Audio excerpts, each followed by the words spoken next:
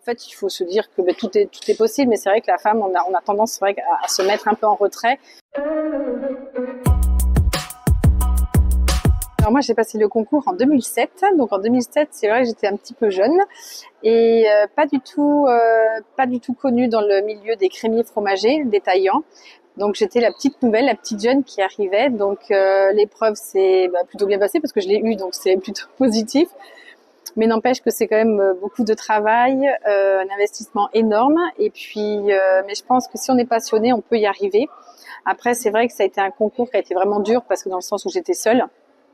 Et c'est vrai que tout ce qui est préparation ou même soutien et autres, c'est pas toujours évident, mais bon, ça m'a permis j'ai réussi à trouver l'envie et la niaque en fait pour y arriver. Et c'est vrai que j'ai passé une seule fois et j'ai eu du premier coup et à peine 30 ans, donc c'est plutôt un bel exploit et j'en suis fière aujourd'hui. La femme, elle est prise dans beaucoup de choses, dans son travail, dans sa famille, dans beaucoup de. Donc c'est vrai qu'après se concentrer pour faire ce concours, c'est pas toujours évident.